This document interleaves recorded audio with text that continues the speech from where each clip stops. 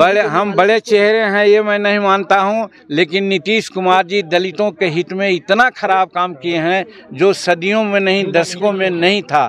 सदन में schedule caste को जो बेइज्जत किया है और जो अपने कथित जातीय गणना का हिसाब जो लगाया है, जिसमें भरमाया है अपना डाटा दे करके, वो अपने समय के अच्छे आदमी थे, पता नहीं किस प्रकार से उनके दिमाग में ये सारी बातें आई। इसीलिए हम लोग कह रहे हैं कि उनके दिमाग को किसी न किसी रूप में बर्बाद करने का कोशिश चल रही है। बिहार के सीएम नीतीश कुमार के बयान के बाद जो है लगातार गहमा गहमी का माहौल बना हुआ है और हंगामा लगातार हो रहा है। आखिरी दिन बिहार विधानमंडल शीतकालीन सत्र का और आज भी काफ़ी हंगामेदार रहा। देखिए तस्वीर किस तरह से जो है वो हंगामे करते हुए नजर आ रहे हैं। बीजेपी के तमाम विधायक, मांझी भी बैठे हुए थे धरने पे, लेकिन मांझी जब बाहर निकले, उनसे जब बातचीत की गई तो उन्होंने कहा है कि देखिए जिस तरह से हम अपनी बात को रख रहे थे आरक्षण को लेकर के, बात यह थी कि जिस तरह से जो है आरक्षण का दायरा तो बढ़ाया जा रहा है लेकिन हिस्सेदारी अभी भी कम है। लेकिन सीएम नीतीश कुमार जो है वो चुप कराने का काम कर रहे हैं। वहीं पे जब उनसे सवाल किया गया आप दलित के जो है बड़े चेहरा कितना असर पड़ेगा 2024 के लोकसभा चुनाव पर, उन्होंने कहा है कि हम दलित के बड़े चेहरा नहीं है लेकिन जो हिस्सेदारी है वो कम है, उसी की बात कर रहे थे। क्या कुछ कह रहे हैं पूर्व मुख्यमंत्री जीतन राम मांझी, सबसे पहले आप वो सुने। जो सर्वेक्षण और जो जाति आधारित गणना प्रेस किया है उसमें भी ये लोग बताने का काम किया है कि साहब 6,000 तक जिसका ग्रॉस इनकम है वो अमीर है। इसीलिए हमने कहा था कि बिहार में भुइयां मुसहर सबसे नीचे हाशिए पर जात रहने वाला है, वहाँ 44% और 43% अमीर हैं। इस तरह के अब बात करके आप किसको भरमाना चाहते हैं? तो मेरा कहने का मतलब है कि इस माने में हम लोग कन्फर्म है कि जो समाज आगे उठ गया है, जातिगत आधार पर भी ज़्यादा उठ गया है, उसको स्वेच्छा से आरक्षण का लाभ नहीं लेना चाहिए, ये मेरी मानना है। आने वाले चुनाव में क्या असर देखने को मिलेगा इसका?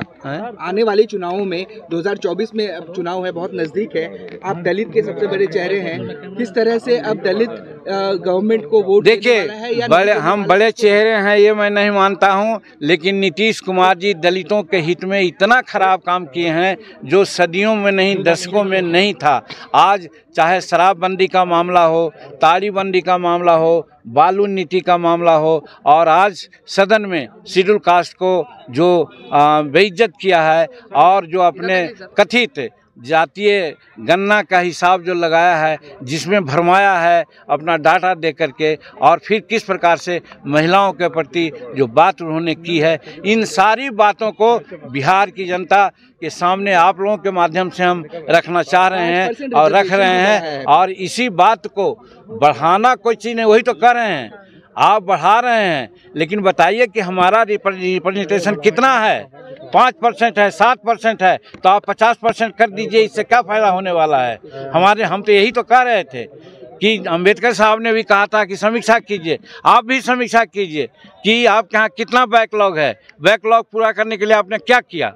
क्या वजह हो सकती है इस तरह का स्टेटमेंट? कुछ खिलाया जा रहा है, किस वजह बोले हैं नीतीश को? आप सबके सामने बोले हैं तो अलग बोलने का क्या है? क्या खिलाया जा रहा है ये बताएं ना। वो बातें बता दिया जाए। 2005 से 2010 के नीतीश कुमार को हम खुद जाना है, वो अपने समय के अच्छे आदमी थे, पता नहीं किस प्रकार से उनके दिमाग में ये सारी बातें आई। इसीलिए हम लोग कह रहे हैं कि उनके दिमाग को किसी न किसी रूप में बर्बाद करने का कोशिश चल रही है। तो आपने सुना किस तरह से जो है जीतन राम मांझी सीएम नीतीश कुमार पे भड़कते हुए नजर आए और उन्होंने कहा कि उनकी मानसिक स्थिति अब ठीक नहीं है।